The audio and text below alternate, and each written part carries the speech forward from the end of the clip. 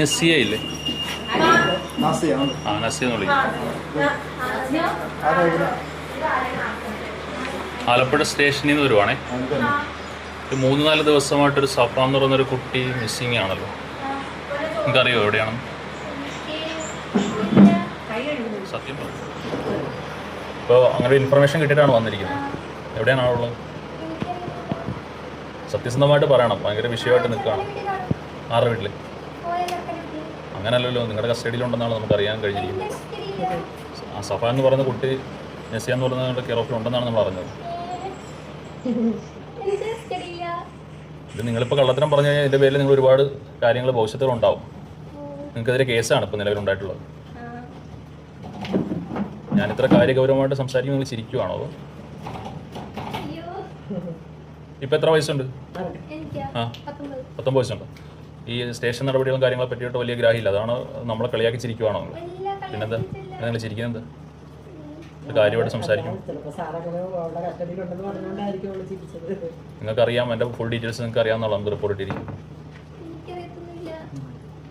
ഇപ്പോൾ കേസായിരിക്കുകയാണ് സംഭവം. നിങ്ങൾക്കെതിരെയാണ് ഇപ്പോൾ പ്രശ്നം. കാരണം ആളെ ഒളിപ്പിച്ചിരിക്കുന്നു പറഞ്ഞിട്ട് നിങ്ങൾക്കെതിരെയാണ് ഇപ്പോൾ പ്രശ്നം വന്നിരിക്കുന്നത്. മാരീഡ് ആണോ നിങ്ങൾ? അല്ല. നിങ്ങൾക്ക് അതിനെപ്പറ്റി ഒന്നും അറിയില്ല? സത്യമാണോ? എന്തായാലും സ്റ്റേഷൻ വരെ വരേണ്ടി വരും. ഇപ്പോൾ 4 മണി കഴിഞ്ഞില്ലേ? ഒരു 5:30 ആകുമ്പോഴത്തേക്ക് സൗത്ത് സ്റ്റേഷനിലോട്ട് വരണം. അപ്പോൾ ഇവരാരെങ്കിലും പേരൻസിനാരെങ്കിലും കൂട്ടിയിട്ട് വേണം വരാനായിട്ട്. കേട്ടോ? ശരി. സൗത്ത് സ്റ്റേഷൻ അറിയുമോ? നിങ്ങൾക്കിനെ പറ്റി ഒന്നും അറിയില്ലെന്നാണോ? ഇനി അവിടെ വരുമ്പോൾ തിരിച്ച് പറയരുത്. അത് പിന്നെ അതിനെക്കാട്ടി വലിയ പ്രശ്നമാവും. ഉറപ്പാണോ?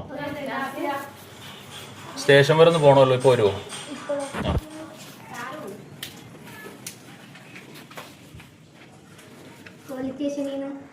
നിങ്ങൾ വരത്തില്ല?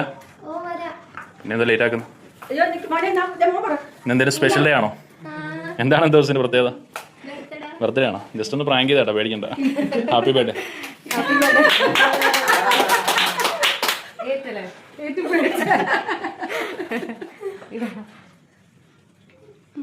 ആരായിരിക്കും ഗിഫ്റ്റ് ചെയ്തത് പറയാമോ?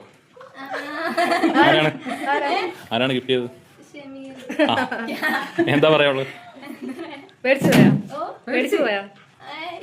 കുറച്ചല്ലേ? കുറച്ച് മേടിച്ചു. എക്സ്പെക്ട് ചെയ്തായിരുന്നു ഇങ്ങനെ ഒരു ഗിഫ്റ്റ്?